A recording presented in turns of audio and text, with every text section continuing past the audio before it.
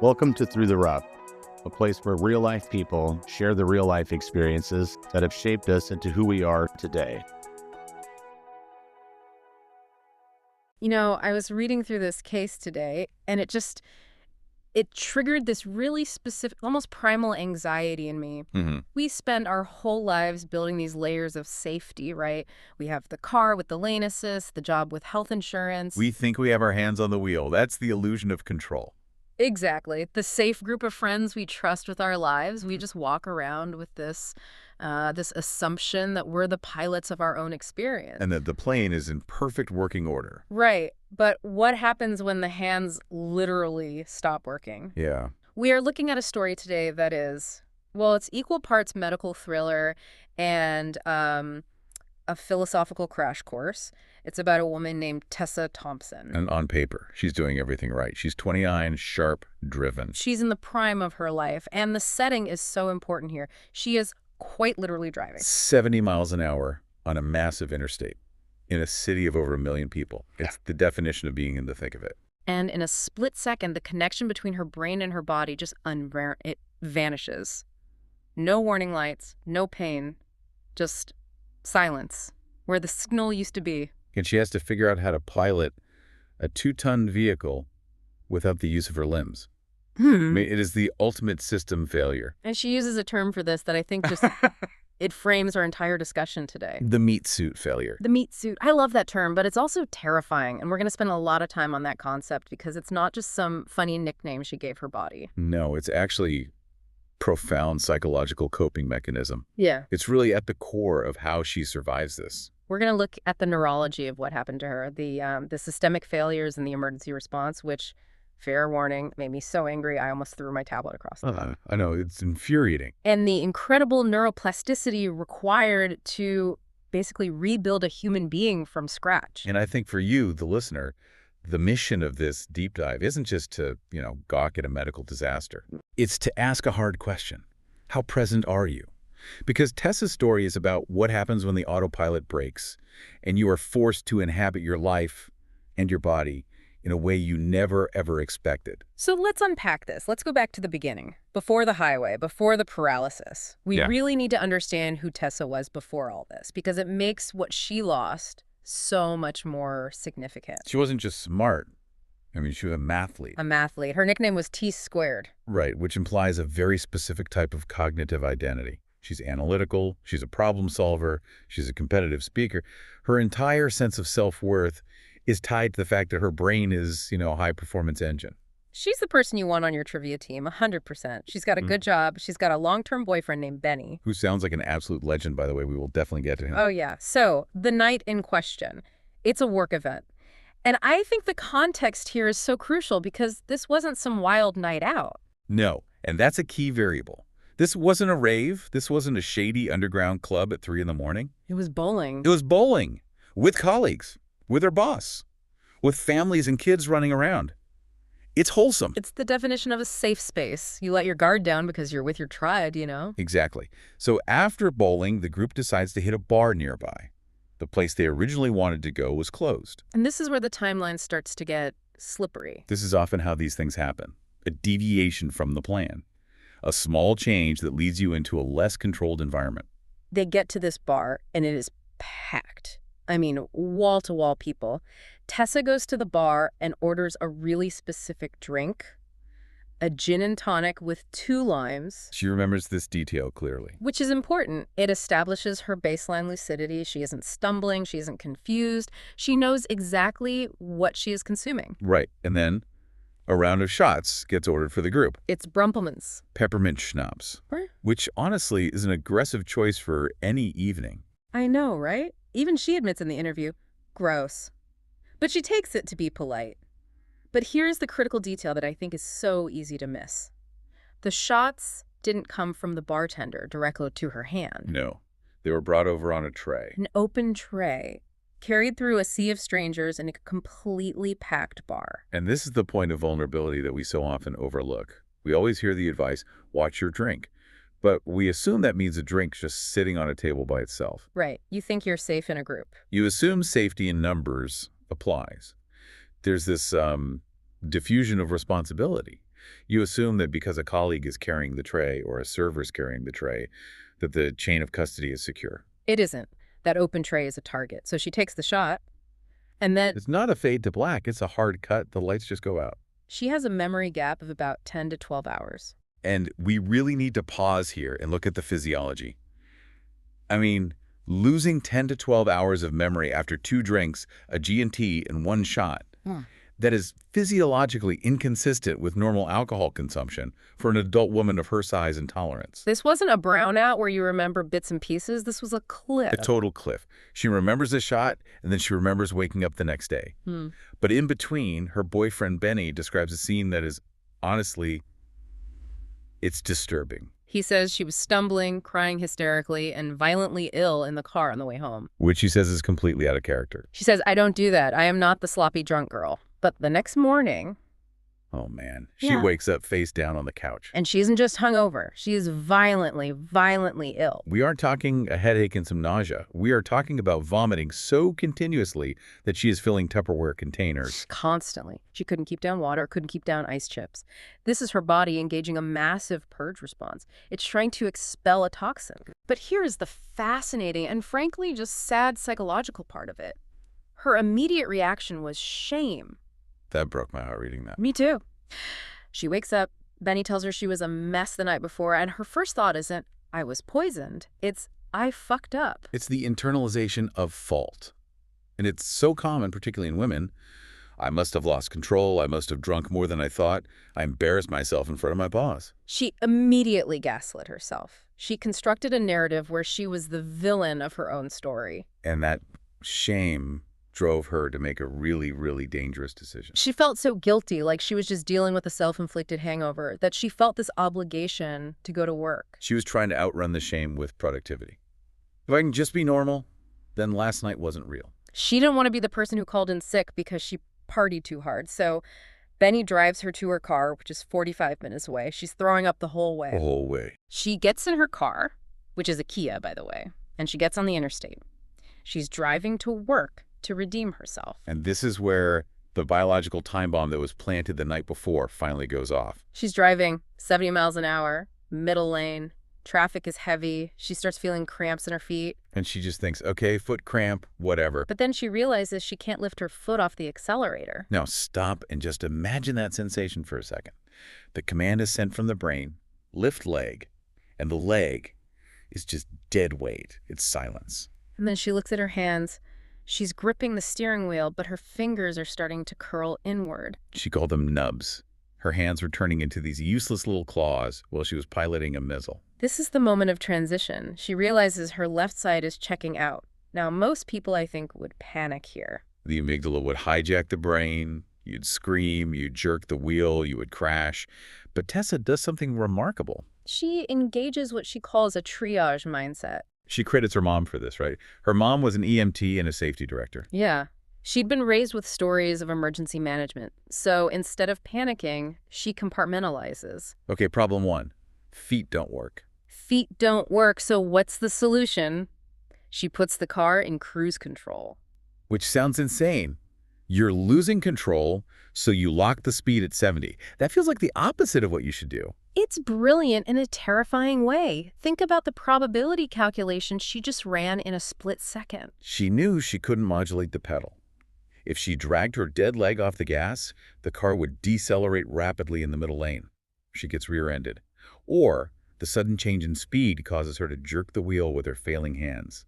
So she locks the variable she can't control. Exactly. She automated the speed to buy herself brain power to figure out the steering. It's incredible. It kept her predictable to the other drivers around her while she figured out how to steer across lanes with her nubs. She manages to get the car across 2 lanes of traffic, onto the shoulder. But she still can't stop. Her leg is dead. She can't hit the brake. So what does she do? She jams the gear shift into park while the car is still rolling. Which destroys the transmission. The noise must have been horrific. It's a brute force solution. It's what we call a hardware sacrifice. She sacrificed the car to save the occupant. A perfect calculation. So she's on the side of the road. The car has lurched to a halt. She's alive, but she can't move, and she realizes she can't speak. She tries to call 911. And this part, This part just makes me so angry. This is the system failure. She gets through to an operator, but she's slurring. She sounds, in her own words, deaf. She's just making these guttural noises because her tongue isn't working. And do you know what the operator did?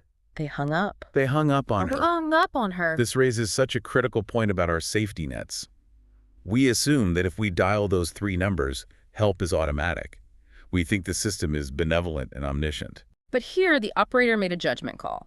They likely assumed it was a prank or a pocket dial or maybe... Or intoxication, which, ironically, it was, just not the kind they assumed. Imagine the isolation in that moment. You are paralyzed, you are terrified, you manage to make the one call that is supposed to save you, and they click off. It's the ultimate abandonment.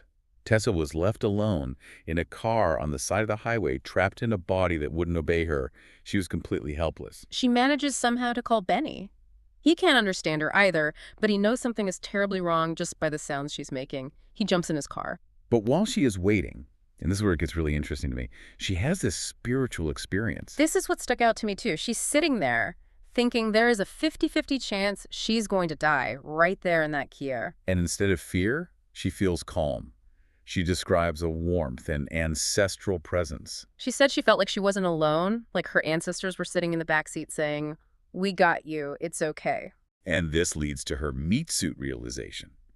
She dissociated herself, her consciousness, her spirit from her body. Right. She looked at her body not as her, but as a malfunctioning vessel. She called it a meat suit malfunction. It's such a visceral way to put it. I'm still here, but the suit I'm wearing is broken. It's a profound philosophical stance, especially in trauma. If you identify as the body, then the stroke is happening to you. You are dying. But if you are the pilot and the body is just the suit, then you can observe the failure without being consumed by it.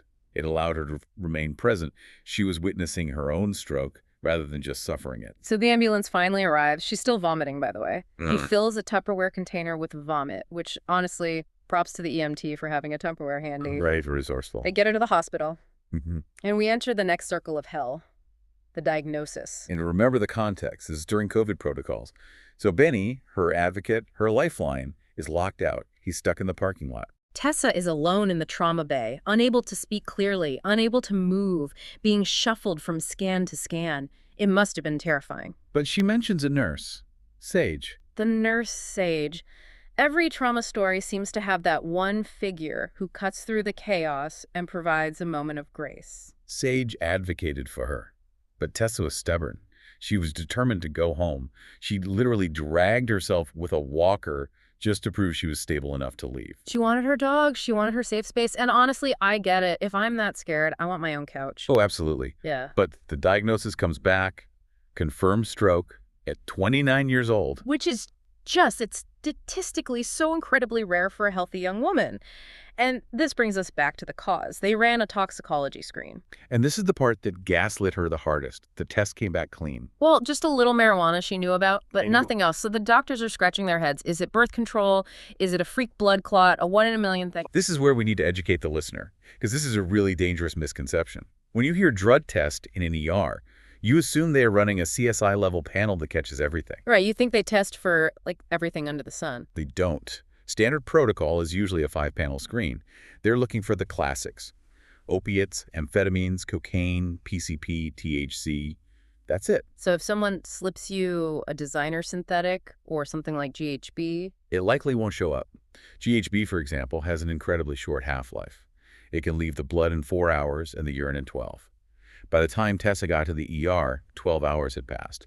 The weapon had already dissolved, leaving only the damage behind.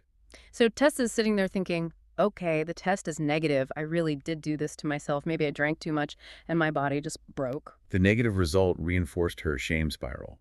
It stripped away the external cause.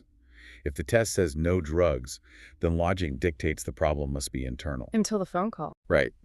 2 days later, Benny is on the phone with her boss to explain she won't be in. And her boss mentions that 2 other women from the party were also violently ill. Same symptoms. They didn't have strokes, thank goodness, but they had the same memory loss, the same violent purging. And that is the aha moment, the pattern recognition. 3 women, all drinking liquor, all violently sick. The men who drank beer, fine. The boss who didn't drink, fine. Well, it wasn't the alcohol. It was a drugging event, a targeted event.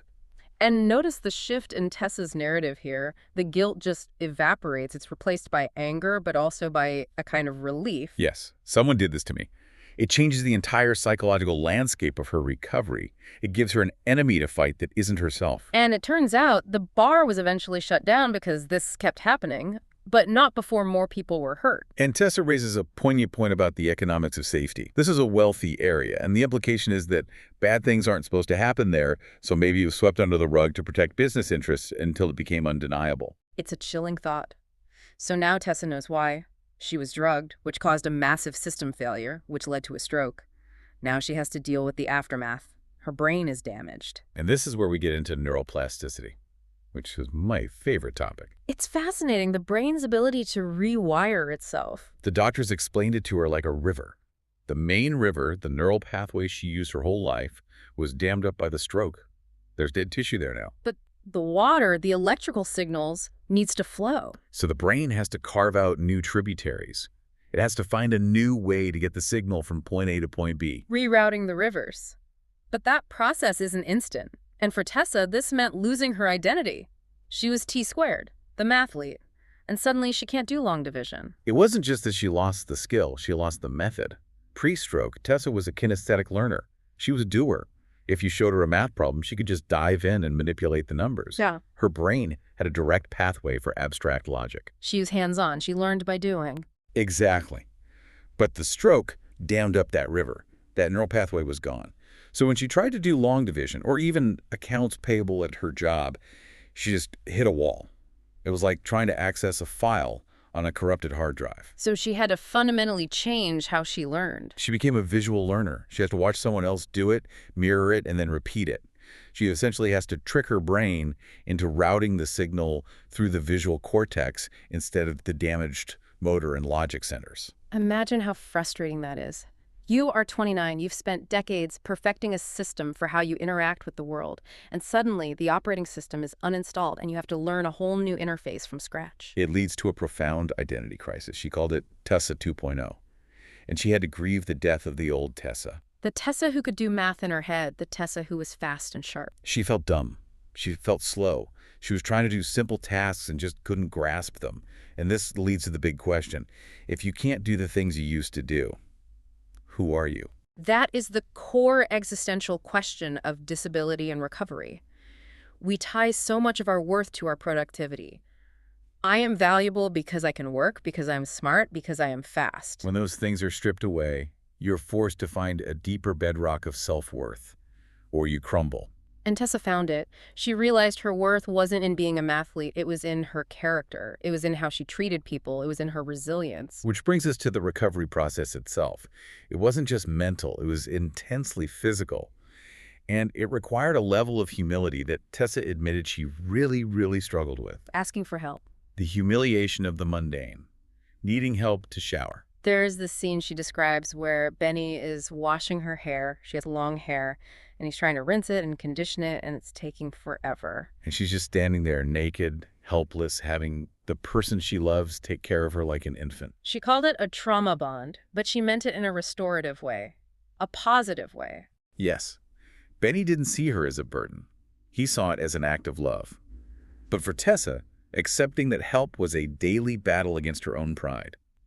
I think a lot of us can relate to that. We view needing help as weakness. I mean, think about it for yourself. How difficult is it for you to ask for help? Especially if you are an independent person or a survivor type. But Tessa realized that independence in that moment was impossible. She had to surrender. But she didn't surrender her ambition. She adopted a strategy of small wins. This is a classic cognitive behavioral strategy. It's so effective. If you look at the mountain full recovery, it's too high. You'll just give up. So you look at your feet. You look at the very next step. Stop thinking 10 years ahead and started thinking 10 minutes ahead. Exactly. What can I accomplish in the next 10 minutes? And the wins were things like painting her nails. She said it took her 2 hours. She had to use remover on the cuticles because her hands were shaking, but she finished it. And that dopamine hit, I started a task and I finished it, is crucial for rebuilding the neural pathways of confidence. It tells the brain, we are still capable of agency.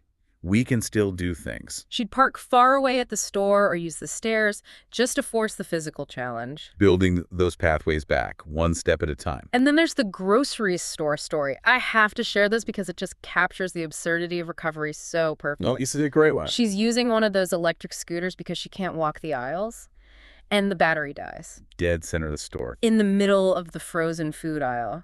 And Benny has to push her on the dead scooter all the way to the front. People are staring. It's humiliating.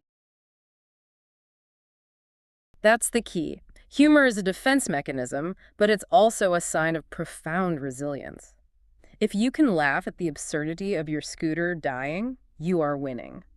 It means the trauma hasn't taken your ability to see perspective.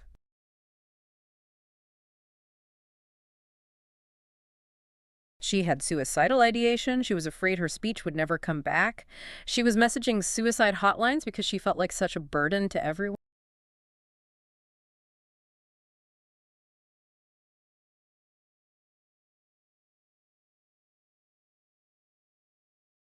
That phrase really stuck with me. Love yourself enough to try.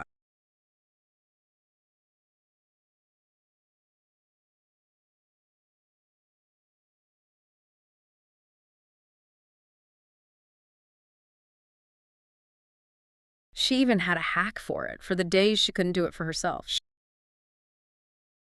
Which is brilliant dissociation. It's a way of saying, I am too tired to fight for me today, but I will fight for my mom's child. It externalizes the motivation just enough to keep going. So 2 years later, where is she? She's speaking, obviously, since she did this whole interview. She's driving again, she's working. But she's different.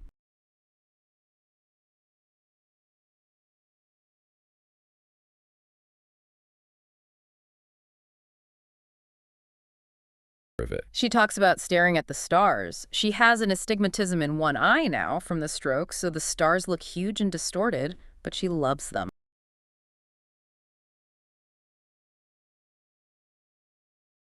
It's a shift from enduring life to savoring it.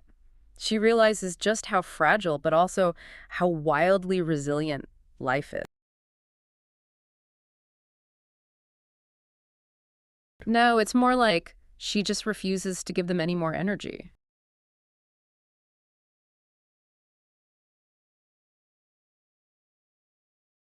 She just wants them to never do it again. She said it's an energy conservation strategy. Hate is expensive. Recovery is expensive. She had to choose where to spend her currency.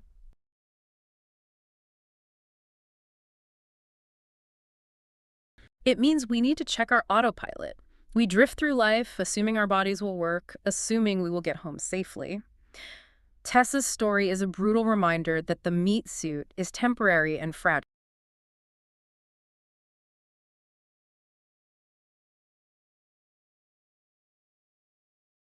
Precisely. It's about the willingness to ask for help, to accept the new version of yourself, and to find the humor in the dead scooter.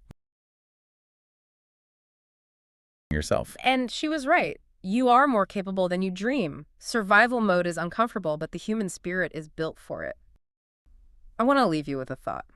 Tessa talks about us being spirits attached to meat suits. So if your meat suit malfunctioned today, right now, and stripped away your job, your skills, your ability to drive or do math, who would you be underneath it? That is the question. Thanks for diving in with us. We'll see you on the next one.